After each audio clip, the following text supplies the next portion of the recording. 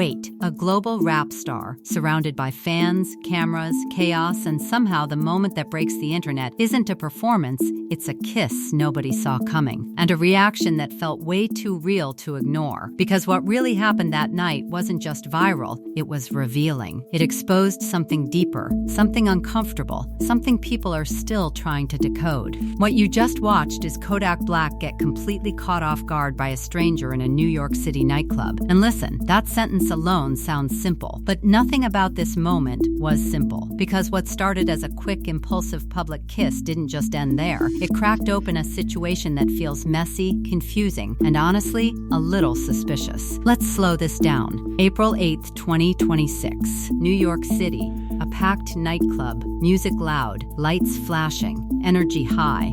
And right in the middle of all of it, Kodak Black, moving exactly how he always moves. Not behind barriers, not locked away, not surrounded by distance. No, he's in the crowd, inside it, living in it, letting people get close. Too close. Because here's the thing nobody wants to say out loud. Most artists at his level build walls.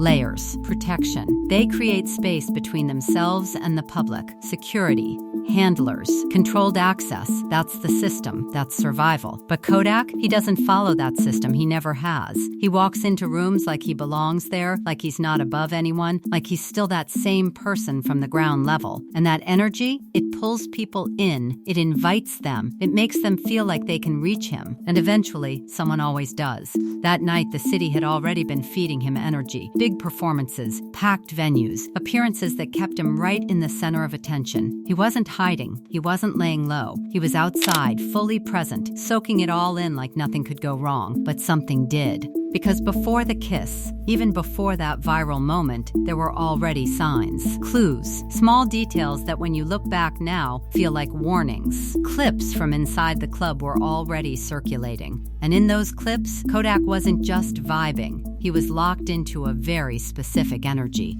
Close, comfortable, almost too comfortable. Standing with Just Brittany, someone from his own circle, someone signed to his label. And the way they moved together, it wasn't subtle. It wasn't distant. It wasn't just professional. It was physical, playful, intimate. The kind of interaction that makes people watching feel like they're seeing something they're not supposed to see. People in the comments weren't guessing. They were declaring, "He's in heaven." That phrase kept repeating like everyone noticed the same thing at the same time. And then, everything shifted. Hey, yo, new man. That's the moment. Because out of nowhere, no hesitation, no warning, a fan steps forward. Fast, bold, almost calculated in confidence. No pause, no second thought. And then it happens. A kiss. Right there, in the middle of the club. Cameras rolling, people watching. No barrier, no filter. Just raw, unexpected contact that instantly turns a normal night into a viral storm. And the craziest part? It only lasts seconds. 9 to 12 seconds depending on the clip. That's it. Less than a blink in internet time. But those seconds, they told a whole story. Approach. Contact, reaction. And that reaction, that's what people can't stop talking about. Because Kodak didn't react like someone prepared for that moment. He didn't smile it off instantly. He didn't push the person away aggressively. He didn't create a scene. No shouting, no chaos, no security stepping in like you'd expect. Instead, there was a pause, a look, eyes wide, expression frozen, like his brain was trying to catch up with what just happened, like he was processing something in real time that he didn't see coming at all. And that look became the entire conversation. People across platforms described it the exact same way without even coordinating, like they all read from the same script, wait a damn minute. Because it wasn't just surprise, it was confusion. And confusion spreads faster than anything online. Within hours, the clip exploded. Everywhere, every major hip-hop page, every repost account, every timeline, and suddenly the focus shifted.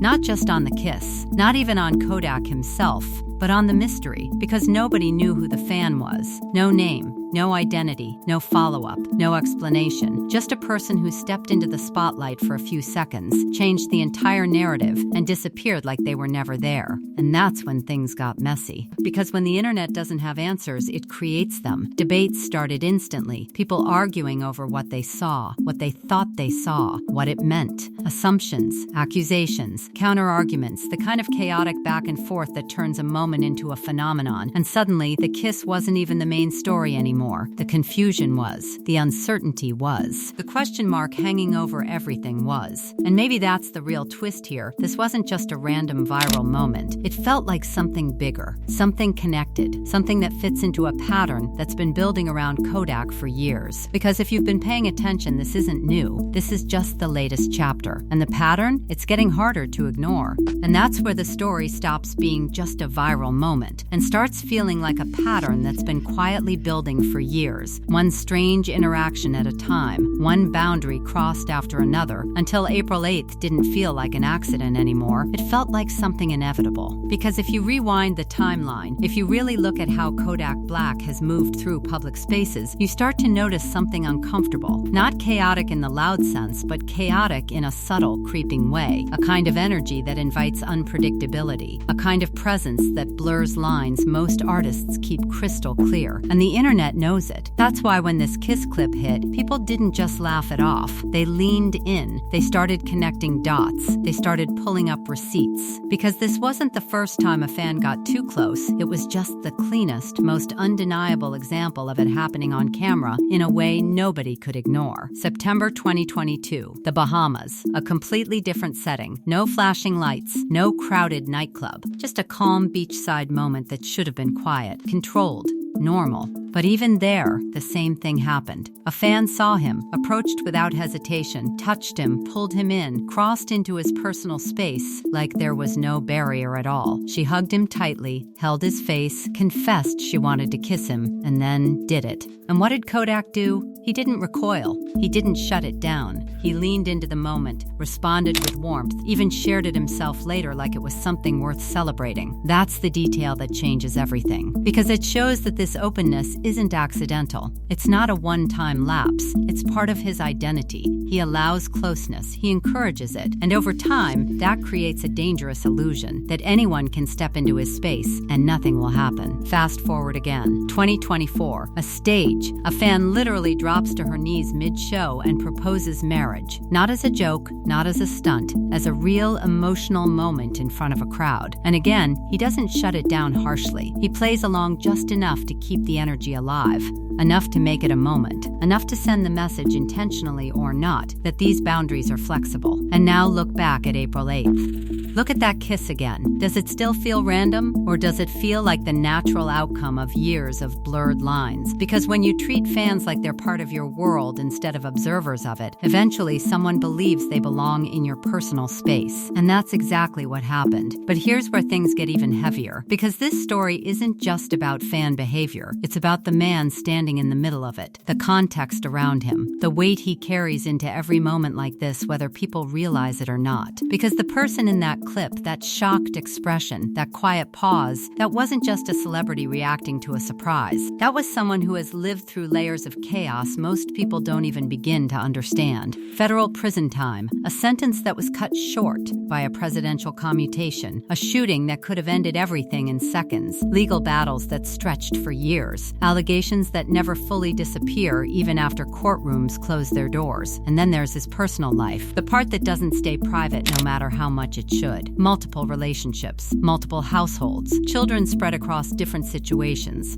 and one of the most intense custody battles in recent memory that played out publicly, painfully, with accusations flying in every direction. Claims of violence, claims of absence, countersuits, arrests, court dates. A situation so messy that even when it legally ended, it didn't emotionally disappear. All of that sitting behind that one moment in the club. So when people watched that clip and saw confusion on his face, maybe it wasn't just confusion about the kiss. Maybe it was something deeper, something internal, something that comes from living in a world where every moment can spiral into something bigger than it should be. And then there's the layer nobody wants to fully say out loud, but everyone keeps circling back to. The mystery of the fan, the unanswered questions. The reason the comment sections didn't calm down after 24 hours like they usually do, because there was no clarity, no identity, no explanation, just speculation feeding speculation, turning a simple clip into a full-blown debate that refuses to die. And that silence? It's loud. Because as of April 9th, nothing. No statement from Kodak, no reaction post, no clarification, no acknowledgement, just silence sitting there like a missing piece everyone keeps trying to fill on their own. And silence in moments like this, it doesn't calm things down. It amplifies them. It stretches the life of the story. It keeps people guessing. It keeps the tension alive. Which brings us to the part nobody can predict. Because if this really is a pattern, if this really is the result of years of accessibility, years of letting fans get closer than they should, then this moment isn't the end of the story. It's a warning, a signal. Because the next time something like this happens, and it will happen, because nothing about this setup has changed, the reaction might not be the same. The outcome might not be this controlled. The moment might not stay in that awkward but harmless category everyone is trying to keep it in right now. And that's the unsettling truth sitting underneath all of this. This wasn't just a kiss. It was a glimpse, a crack in the system. A moment where reality slipped through the performance and showed something raw, something unfiltered, something that raises a bigger question nobody has answered yet. How many more moments like this are already waiting to happen? And what happens when one of them doesn't end quietly?